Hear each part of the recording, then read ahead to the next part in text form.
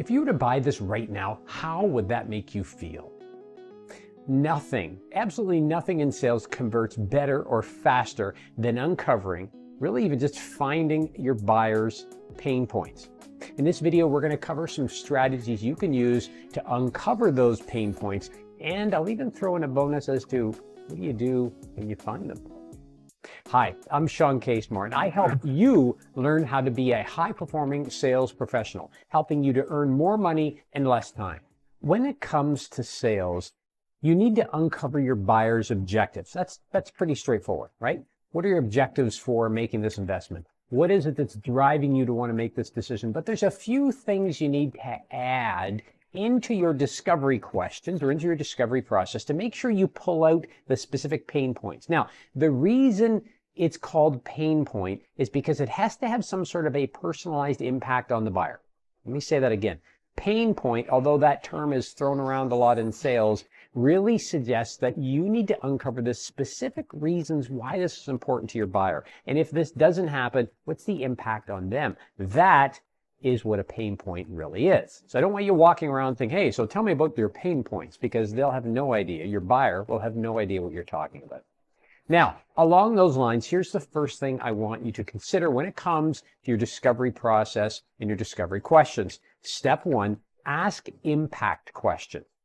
Now, here's what I mean by that. When it comes to understanding how your product or service will fit or will help or will support your buyer, you need to understand what is the impact it will have on the company and obviously on the buyer themselves. We'll get to that in a minute. So when you're asking discovery questions, make sure you include a question that asks about impact. Here's an example. Let's say for a moment you're selling insurance. You might say, after they've talked about the coverage necessary and the term and maybe the challenges they've had with other insurance carriers in the past, you could say, okay, so it sounds like if we can put together a policy that covers X and Y and meets your budget criteria, this will work for you. But let me ask you a question. If we can make this coverage and put it in play, and we can meet your budget criteria, and we can make sure we're 24/7 responsive for your needs, what would the impact be on your company here? Or what would the impact be for you personally, right? Impact questions help us uncover the reasons and more so the benefits our buyer will receive with our product or with our service. Let's build on that idea of impact questions for a minute.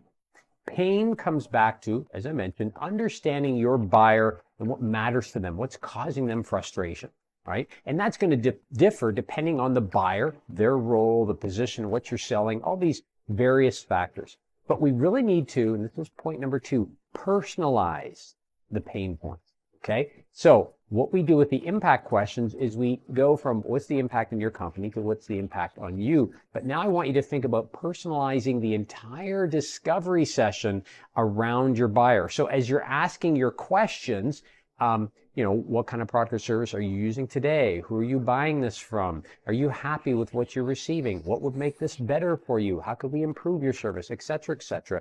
I want you to always have in the back of your mind, I really have to understand how this helps my buyer.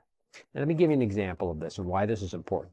Let's say you're selling a piece of furniture, okay, to a company. And the person you talk to in the company, maybe it's the dealer that you're speaking to, and when you decide that, okay, you're going to move ahead, they're going to make a buy, they connect you with procurement or with supply chain or with purchasing.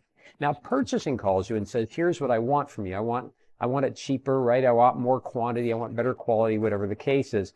You really have to understand that whatever your buyer told you that was important to them now adjusts a bit, because now your buy is moving through somebody else. So you have to uncover, you almost have to revisit discovery when the buyer changes, which is often when procurement steps in. So you have to start to personalize and understand how you can support procurement, right? Keep in mind that anybody in supply chain or procurement, when they're involved in a transaction, such as the example I'm sharing, they're really looking for what's in it for them. And the way you're going to not only make the sale, but build a long-term relationship is to help them. Oftentimes, sales professionals tend to dig in deep with their buyer. Maybe it's the dealer themselves, but then they get turned over to procurement. And they're like, oh my gosh, this is so painful, right? Well, that procurement person or purchasing person, they're a person too. And you really got to build a rapport relationship with them, no different than your dealer buyer in this example. So when you're moving through discovery, and when you're trying to understand not only the impact, but how your product or service will fit, always be thinking about personalization regardless of who you're talking to. Anybody that gets brought into the discovery process is somebody that you have to understand what's important to them and how interacting with you will benefit them. Once you understand how it might benefit them, you can turn that around and use that as part of your sales process. This next strategy I want you to use, the name is a little bit funny, but I think it'll make sense to you in a minute. I call it the 3 why deep. The 3 why deep. Here's what I mean. When it comes to asking questions and understanding pain points of your buyer, the only way sometimes to really understand what's behind the need, what's behind that desire to possibly buy from you, is to ask why, right? But the problem is a simple why will often get us a surface answer, and we need to go a little bit deeper. Think about like peeling back an onion. So here's an example. I'm selling you an investment of some kind. Okay, we've discussed the investment, we've discussed the returns on the investment, how it's performed in the marketplace, how it's going to meet your objectives, it's not too risky, all of those things that you discuss when you're selling financial products. And then I say to you, let me ask you a question. Why does it make sense? Why does it make sense for you to be talking to me about investments right now? You know, they're probably going to tell you, well, I'm not happy with the performance of my current investments, or I'm upset with my current advisor, it's just not working out. Okay, so there's why number 1. So when they respond, okay, here's why number 2. It might be, okay, so you're talking to me right now because you haven't seen the performance you're looking for. Why is better investment performance something that's important to you right now? You see, so I simply take their answer and I turn it into a why question. Why? Pardon the pun. It's because I'm trying to understand, trying to go a little bit deeper, right? The old saying goes that people often know what they want, but not necessarily what they need. So we need to peel back the onion. We need to peel back the layers and ask some why questions to really understand what's behind that. So in this example, why number 1 was understanding why they're talking to me now. Why is now the right time? And then when they give me a response, I simply ask them why that's something that's important right now. So in our example, they say, well, returns aren't what I'm looking for. And you say, okay, why are stronger returns important for you? And then they might say something, well, because I'm planning to retire in a couple of years. So interesting. Why wouldn't you move ahead? Why wouldn't you move ahead with this solution based on what you've just told me? If you're a high-performing sales professional, I found that there's one tool you use that non-high-performing sales professionals or underperforming sales professionals don't use. And that is some sort of planner that guides your activities, your goals, your objectives on a daily, weekly, monthly basis. To try and help you in this regard, I created a simple resource. You'll see a link down below. I call it the 30-Day Sales Action Planner. It's meant to help you set out your goals and targets and to plan those out for the next 30 days. So I'd encourage you to grab your copy down below. No obligation, no cost. My gift to you to try and help you continue to grow as a sales professional. You see that? A little bit of a U-turn there at the end, right? A little tricky. So the first why that I want you to ask is really just trying to understand why they're meeting with you now. Why is this important now? Why did they agree to the meeting? I've just given you 3 ways to say this. The second why is, depending on what they respond with an answer, I want you to turn that around into why questions, because we're trying to understand, again, their primary objectives here. When they give you the final answer, I want you to turn that around on them. So in our example, where the final answer was, well, I'm thinking of retiring in a few years, right? Then you're turning this around to take that question and flip it on them. So why wouldn't you? That's the third. Why wouldn't you move ahead with this investment? See what I did there? So I'm moving you from the initial, I have a concern, to I'm almost trying to convert you.